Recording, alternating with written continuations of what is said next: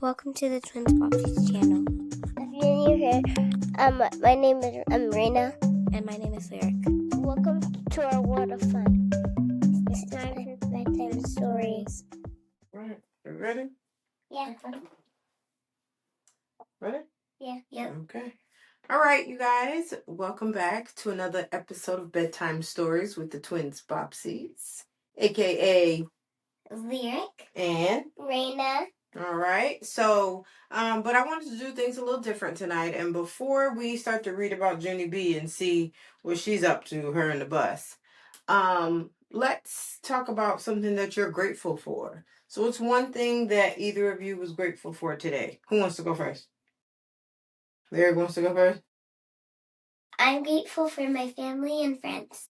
Awesome, awesome. I like it. I like it. What are you grateful for? I'm grateful for our family. You are grateful for your family also? Okay. I am grateful for the opportunity to be able to provide for you guys the different experiences that we do and stuff like that. So I'm grateful for that. Grateful for you guys. I'm grateful for you too. I love you. I love you too. And I love you. All right. So now that we've talked about what we're grateful for, let's see what Junie B is up to. But first, a sip of chocolate, a sip of cocoa. You know what you say? Cocoa. Yeah. All right, let's take a sip of cocoa. Cause mine was. Is it ready? Sip of cocoa. Or 1, 2, 3. if you don't have cocoa, you could just do the hot cocoa break. I was doing the countdown. Sip of hot cocoa. 3, 2, 1. Right? 2 thumbs up. Yeah, that's so good. That's so hard. Everything is non-dairy. Yep. Even the whipped cream. So you're on chapter 3. Wow. Okay. All right. So chapter 5, principal. After we left the nurse, we went to the main office. Oh, yeah. That's where the boss of the school lives. His name is Principal. Principal is a baldy. Right. He talked to us. Then Lucille raised her hand. My brother said that last year he had to come down here and you yelled at him, and now he's not allowed to beat up kids at recess anymore. The principal kind of laughed. Then he held the door for us to leave. After that, we walked to the water fountain and Mrs. let us get a drink. I didn't get a long one though, 'cause kids kept tapping on me. Hurry up, girl, they said. Yeah, only guess what? That's not even my name, I told them. Her name is Junie Bumblebee, said Lucille. Then she laughed, but I didn't think it was a very funny joke. Right. After that, Mrs. showed us where the bathrooms were. There were 2 kinds of bathrooms in our school, a boys' kind and a girls' kind. I can't go into the boys' kind, though, 'cause no girls allowed, that's why. I tried to peek my head in there, but Mrs. snapped her fingers at me. The only boy who got to go into the bathroom was the boy that I can beat up. He was jiggling around very much. Then he started running all over the place, and he was holding the front of his pants. William, said Mrs., are you having an emergency? Then William yelled, yes, and he ran right in there. The rest of us walked back to our room, and I touched Lucille's fingernails. She said that her fingernail polish is named Very, Very Berry, and I would like to paint my fingernails red too, I said. But I'm only allowed to have the kind of polish that makes them look shiny. Its name is clear. Clear is the color of spit. I hate clear, said Lucille. Me too, I told her. And also, I hate yellow, which is the color of the stupid, smelly school bus. Lucille nodded her head. My brother said when you ride home on the bus, kids pour chocolate milk on your head. Ew. Then, all of a sudden, my stomach felt very squeezy again. 'Cause I had to ride that bus home, that's why. Why did you tell me that for, Lucille? I said, kind of grouchy. After we got back to room 9, we did some more work. It was a game to help us learn each other's names. I learned Lucille, and also a girl named Charlotte, and another girl named Grace. Like Charlotte's Web. Huh? Like Charlotte's Web. Oh, Charlotte, yep. Then I learned a boy named Ham, which we eat at Grandma Miller's. Pretty soon, Mrs. clapped her loud hands together. Okay, everyone, gather up your things. It's almost time for the bell. Then I heard a noise in the parking lot. it was screechy brakes. And so I looked out the window and I saw the school bus. It was coming to get me. Oh no, I said kind of loud. Now I'm going to get chocolate milk poured on my head. And then I chewed on my fingers. You laughing at Junie B? Mm-hmm. Get in line, said Mrs. When we get outside, I want all of my bus students to come with me. The rest of you must go to the crossing guard. Everyone was lining up. I was the very last one.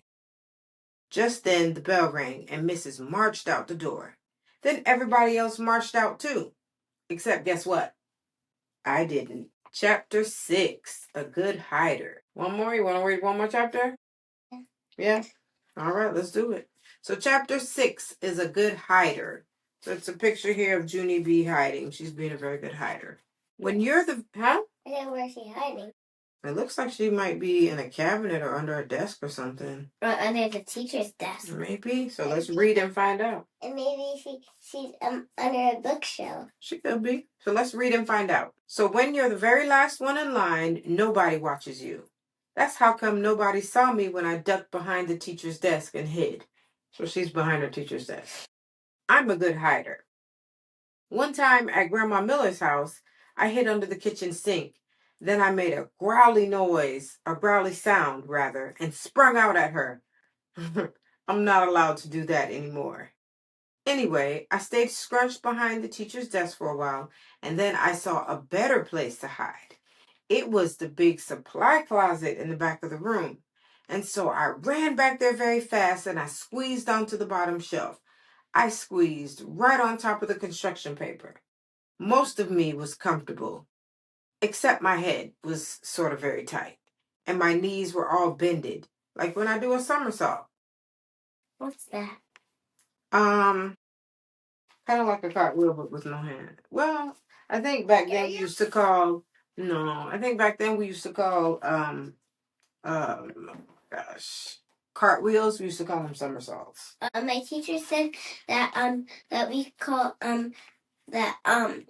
teacher said they did counting in England, and they said she said that they say 1 pen, 2 pence, 3 pence, just like for money. And we say cents, yeah. Oh, I never knew that. I did, but I only know in England that they talk British. Wait, do they talk British? Well, it's not that they talk British; it's a British accent.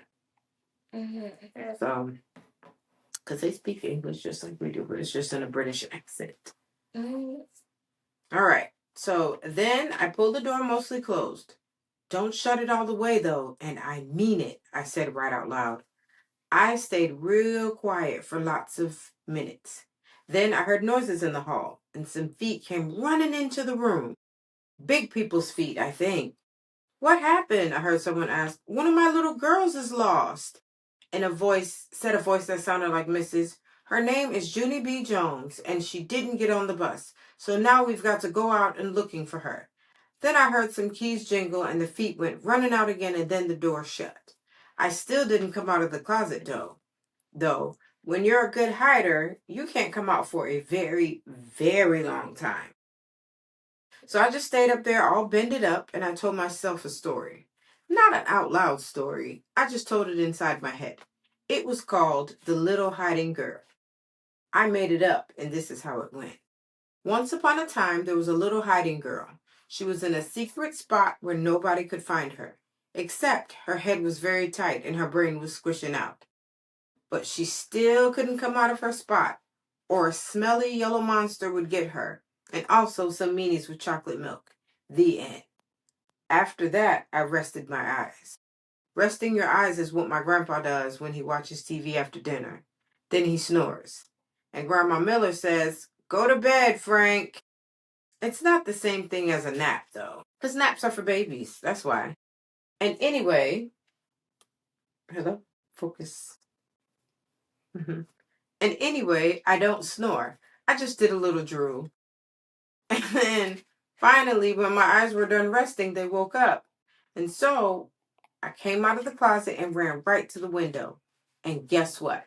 There weren't any cars in the parking lot, and no stupid smelly bus either. Whew, what a relief, I said. A relief is when your stomach doesn't feel squeezy anymore. After that, I went back into the closet, because I was hiding. I sniffed the smell of clay, that's why. And clay is my very favorite thing in the world. Hey, I see it up there, I said. The clay was on the middle shelf. I stood on a chair to get it. It was blue and stiff, so I had to roll it on the floor to make it soft and warm. Then I rolled it into a blue orange. It was very beautiful, except it had some dirt and hair on it. After I was done, I went to the front of the room and sat down in my teacher's big chair. I like teachers' desks very much. The drawers are so big I could fit in one, I think. I opened up the top one. There were happy face stickers and rubber bands and also gold stars, which I love a very lot. I stuck one on my forehead. Then I found paper clips and red marking pens and new pencils with no points and scissors and travel tissues, and guess what else? Chalk, I said. Brand new chalk that's not even out of its little box yet. Then I stood up on my teacher's chair and clapped my hands together very loud. I want everyone to find a chair and sit down. Today we're going to learn some alphabet and some reading. And also, I will teach you how to make a blue orange. But first, everyone has to watch me draw stuff. Then I went to the board and I drew with my brand new chalk. I drew a bean and a carrot and some curly hair. Then I wrote some O's. O's are my bestest letter. After that, I bowed. Thank you very much, I said. Now you may all go out for recess. I smiled. Except not for that gym. Like people are in there? No, she was playing pretend. Yeah, she was pretending because there's no more cars, there's no more people at the school, so she was playing pretend. It wasn't nighttime? No, I don't think it was nighttime yet. Yeah, because it was like she stayed there after school. So, I don't know. Maybe it's afternoon. Yeah, it's afternoon. It's definitely afternoon still. Because she can see to draw and stuff like that, so it's definitely afternoon. Was the lights turned off? Probably. Or maybe she turned them back on. I don't know. I mean, they probably were off, but it was daytime, so or maybe I keep them on. I don't know. We shall never know. All right, you guys. So that is it for us on this episode of Bedtime Stories. If you were in the Junie B. Jones book, who would you be? Who, me? Yeah. I don't know, because we really haven't met anybody yet, except her mom, her teacher. We met Jim. I'd probably be. No, I wouldn't. I was gonna say I would be Lucille, but I'm not girly like that.